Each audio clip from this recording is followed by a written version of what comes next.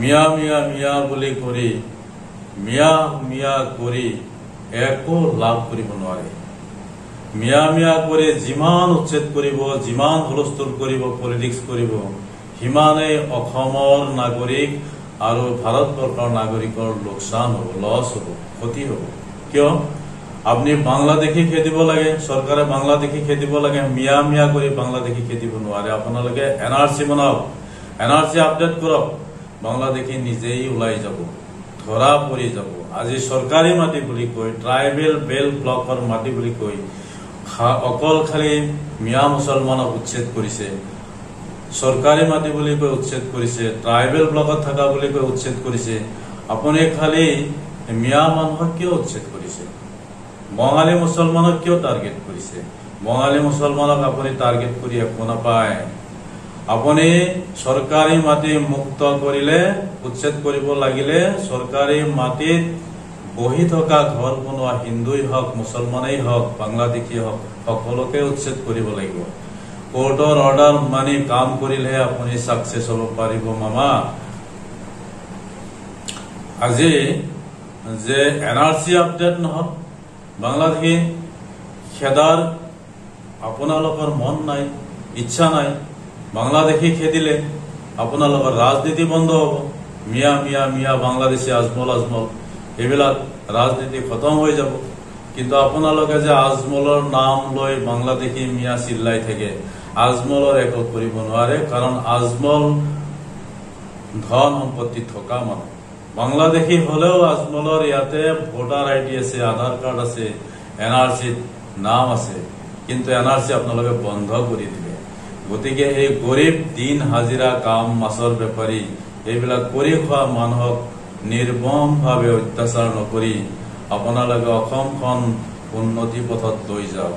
চৰকাৰী মাটি খালী কৰিব লাগে যদি চৰকাৰী মাটিত থকা হিন্দুই হওক, মুছলমানেই হওক, সকলোকে উচ্ছেদ কৰক, সকলোকে উচ্ছেদ কৰক। আৰু যদি আপোনাৰ চৰকাৰী মাটি উচ্ছেদ কৰাৰ ইচ্ছা নাই, তেতিয়াহ'লে আপুনি সন্দেহযুক্ত হলেই নহব, আপুনি বাংলাদেশী চিনাক্ত কৰক, তাৰপিছত আপুনি ব্যৱস্থা লওক। বাংলাদেশী খেদাৰ পক্ষত সকলোৰে সমৰ্থন আছে। চৰকাৰী মাটি কব্জা কৰি ঘৰ বনাই থকা বিলাকক চৰকাৰী মাটিৰ পৰা উচ্ছেদ কৰা সকলোৰে সমৰ্থন আছে। অসমৰ বহুত ডাঙৰ ডাঙৰ নেতা, পলিটিকেল লিডাৰ সকলোৰে সমৰ্থন আছে। কিন্তু আপুনি সেয়া নকৰি কি কৰিছে? আপুনি এই স্মাৰ্ট মিটাৰৰ কথাটো ঢাকিব খুজিছে। তাৰপিছত আপোনাৰ সম্পত্তি, আপোনাৰ ঘৈণীয়েকৰ সম্পত্তি, সেইবিলাক লুকাবৰ কাৰণে আপুনি এইবিলাক কৰিছে। মামা আপুনি এইবিলাক নকৰিব। কাৰণ এই যে গৰীব মানুহ, দিন হাজিৰা, চব্জিৰ বেপাৰী, মাছৰ বেপাৰী, এইবিলাক কৰি কৰি ইহঁতে কিমান কষ্ট কৰি মিয়া মুছলমানে জীৱিকা অৰ্জন কৰিছে। আপুনি যে এইবিলাকৰ ঘৰ ভাঙিছে, ইহঁতে বৰদোৱা লাগিলে, ইহঁতে বৰদোৱা দিলে আপোনাৰ বৰদোৱা লাগিব। আপুনি এইবিলাক কথা অলপ বুজি লওক।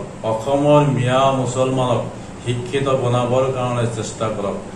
এনেকুৱা কিছুমান আপুনি প্ৰজেক্ট আনক, যিবিলাক প্ৰজেক্টৰ কাৰণে অসমৰ সকলো নাগৰিক লগতে মিয়া মিয়া কৰি থকা সিহঁতেও যাতে সেই প্ৰজেক্টৰ জৰিয়তে উন্নতি কৰিব পাৰে, শিক্ষিত হ'ব পাৰে, নিজৰ ল'ৰা ছোৱালীক শিক্ষিত কৰিব পাৰে।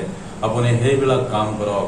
আৰু কিছুমানে এনেকুৱা যে ছচিয়েল মিডিয়াত কথাবিলাক ওলাই দিছে, এই যে নগাঁৱৰ ধিঙত যিটো বলাৎকাৰ হ'ল, সেই বলাৎকাৰী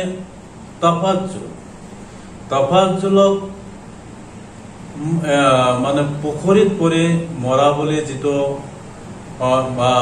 মানে শুনা গ'ল, পুখুৰীৰ পানীত পৰি মৰিল তফাজ্জুল বলাৎকাৰী। কিন্তু এতিয়া লাহে লাহে আচল কথাটো ওলাই গ'ল।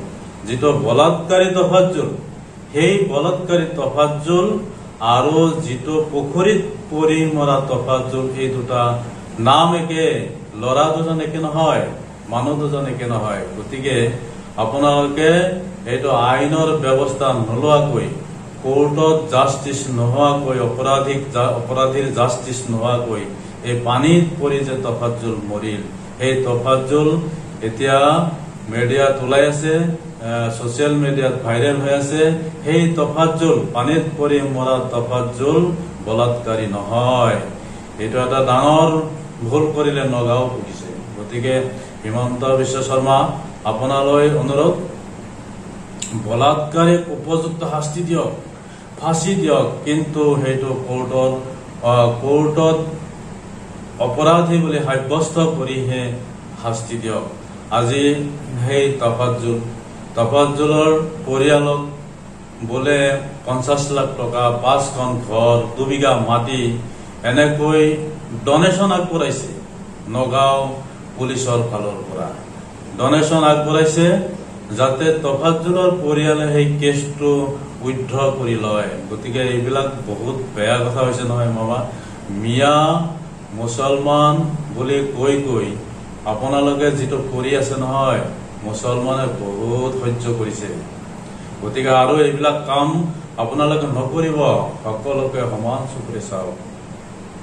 আজি এই কথাটো ভাইৰেল হৈছে যে যিবিলাক জাগাত উচ্ছেদ কৰিল তাতে মিয়া মুছলমানক উচ্ছেদ কৰিছে, মিয়া মুছলমানক উচ্ছেদ কৰিছে। মিয়া মুছলমান, বাংলাদেশী মুছলমান।